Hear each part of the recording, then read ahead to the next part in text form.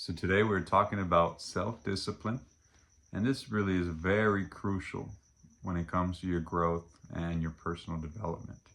Um, Most of the people that I've had opportunity to coach, when we first start off, they have a sense of a vision, a goal, and usually it's a very vague vision, a very broad goal. So, but they can articulate something, right? That they have an idea of what they want. So then we run a format of the SMART goals, right? So I teach them how to create a goal that's more specific, more measurable, more time bound, to create a more actionable vision and more actionable goals, right? So we run through all that, and it's always fun to do that. They realize that they do have an idea of where they can start, the options that are available to them now, right? Some of the obstacles that they may be already anticipating or currently dealing with. So, we kind of untangle all that. And it's good. That is always a good first session to establish where you want to go. But then what happens? Then comes the good part, the self-discipline. We're no longer in this space that I'm creating to coach you, for you to learn. And now it's you.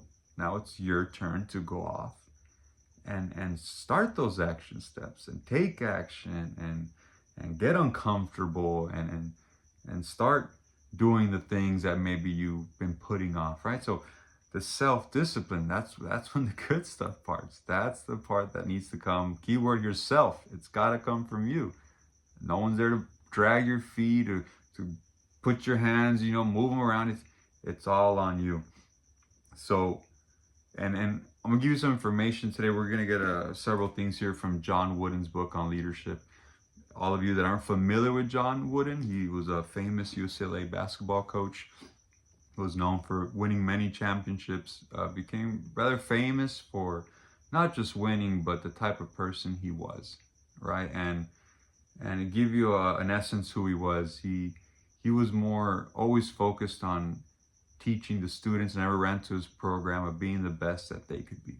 Not entering comparisons, not worrying about who the opponent was, how highly ranked they were, the probabilities of of what they were saying on TV that they were going to win. No, just focused on being the best that you can be.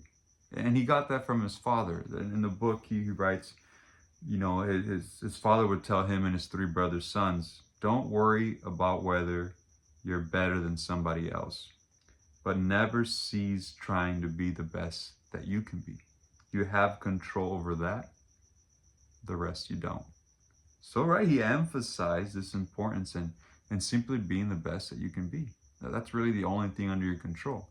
And that's for many parts of our lives, right? Whether you're a father, a mother, a leader, a brother, a sister, a neighbor, whatever it is, all that life asks from us is that we do the best we can, be the best father that we can possibly be the best mother we can possibly, the best employee we can possibly, the best employer that we can possibly, the best leader, right? And all these things, simply being the best that we can be. Now, here's another thing. John Wooden would also say there's a choice you have to make in everything that you do. So keep in mind, in the end, the choice you make makes you. So now we're getting more granular. Now we're talking about how it's about everyday little choices where you get these opportunities to exercise self-discipline or not, right? Whether it's eat healthy or not eat healthy, go to the gym or not go to the gym, be engaged at work or not be engaged at work, to read or not to read, right? There's all these little things every day where you're going to get an opportunity to be self-disciplined or not. And you're not always going to get it right. That's not the goal here. There's going to be times where you just can't. You're tired, you're stressed, you're hungry, whatever it is. But on average, you got to be hitting these marks, these daily acts of discipline. Because those daily acts, they're going to start building. They're going to start building, right? And there's nothing sexy about it. I'll tell you that much. There's nothing sexy about self-discipline, right? I'll give you my example. I'm very grateful today for where I'm at. I'm very grateful for the opportunity to lead a team of 42 employees.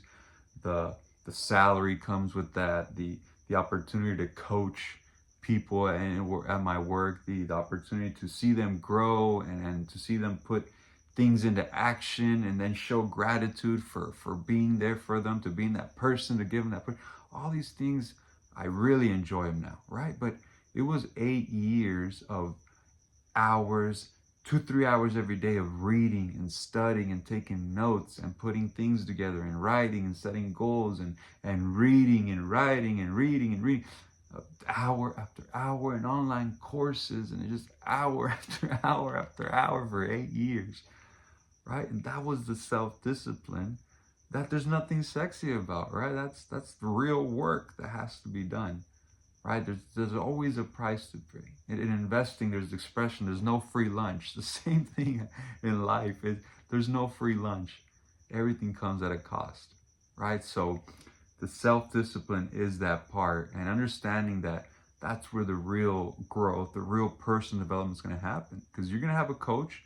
If anyone who ever gets a coach will right away understand the value of having a coach. I've had a coach myself, and there's this accountability that comes with it, right? This helping hand, but at the end of the day, you need to run with these concepts. It's up to you, right? It has to come from you. I'll wrap it up here soon. I just want to finish with something here that I can't remember where I read, so I'm sorry about that. I'll have to look this one up, but I really liked it. It goes like this: I know someone out there with less talent than you who's more successful. I know someone out there with worse health than you who will be more successful. I know someone with fewer opportunities than you who will be more successful. I know someone with less education than you who will be more successful. What is the secret? Self-discipline. Self-discipline is always going to trump a gift or some talent that can get you to the top, but it won't hold you there because you don't have the self-discipline. And you can have even less, but self-discipline will get you there.